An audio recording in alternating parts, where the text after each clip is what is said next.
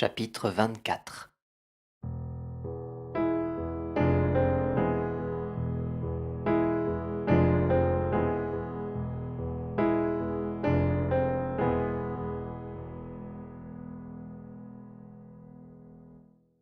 Nous étions au 8e jour de ma panne dans le désert, et j'avais écouté l'histoire du marchand en buvant la dernière goutte de ma provision d'eau. Ah, dis-je au petit prince, ils sont bien jolis tes souvenirs, mais je n'ai pas encore réparé mon avion. Je n'ai plus rien à boire. Et je serais heureux moi aussi si je pouvais marcher tout doucement vers une fontaine, Mon ami le renard? me dit-il. Mon petit bonhomme, il ne s'agit plus du renard, Pourquoi? parce qu'on va mourir de soif. Il ne comprit pas mon raisonnement. Il me répondit. C'est bien d'avoir eu un ami, même si l'on va mourir. Moi, je suis bien content d'avoir eu un ami renard. Il ne mesure pas le danger, me dis-je. Il n'a jamais ni faim ni soif. Un peu de soleil lui suffit. Mais il me regarda et répondit à ma pensée. J'ai soif aussi. Cherchons un puits. J'ai eu un geste de lassitude. Il est absurde de chercher un puits au hasard dans l'immensité du désert. Cependant, nous nous mîmes en marche.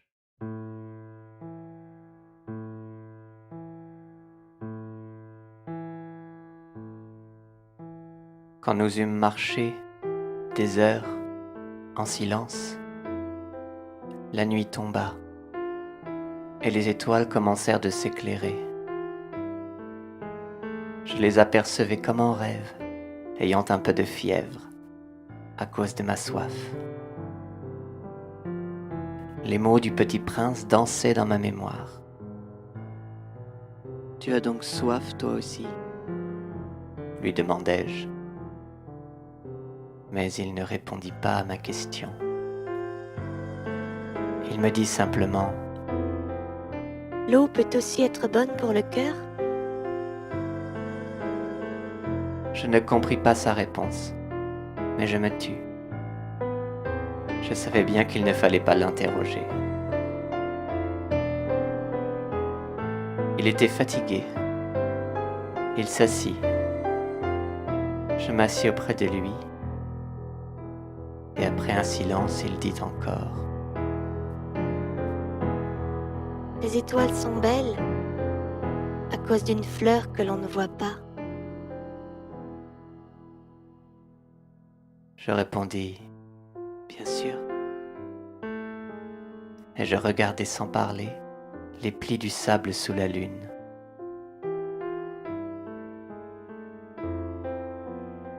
Le désert est beau. Ajouta-t-il. Et c'était vrai. J'ai toujours aimé le désert. On s'assoit sur une dune de sable, on ne voit rien, on n'entend rien. Et cependant quelque chose rayonne en silence.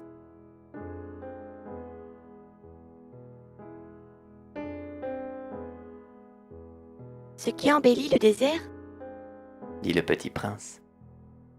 c'est qu'il cache un puits quelque part.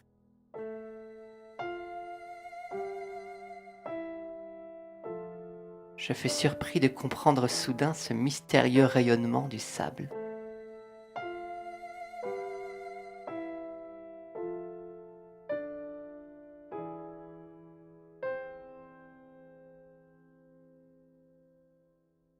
Lorsque j'étais petit garçon, j'habitais une maison ancienne, et la légende racontait qu'un trésor y était enfoui. Bien sûr, jamais personne n'a su le découvrir, ni peut-être même ne l'a cherché. Mais il enchantait toute cette maison. Ma maison cachait un secret au fond de son cœur. Oui, dis-je au petit prince. qu'il s'agisse de la maison, des étoiles ou du désert, ce qui fait leur beauté est invisible, Je suis content dit-il. que tu sois d'accord avec mon renard. Comme le petit prince s'endormait, je le pris dans mes bras et me remis en route. J'étais ému. Il me semblait porter un trésor fragile. Il me semblait même qu'il n'y eût rien de plus fragile sur la terre.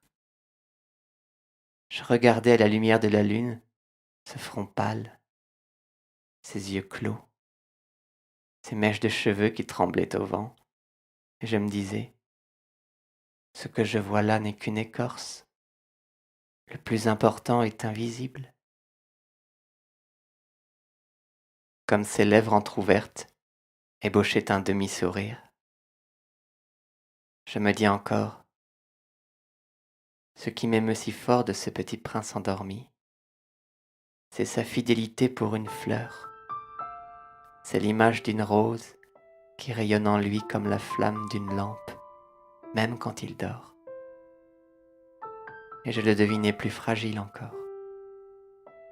Il faut bien protéger les lampes. Un coup de vent peut les éteindre. Et marchant ainsi, je découvris le puits au lever du jour.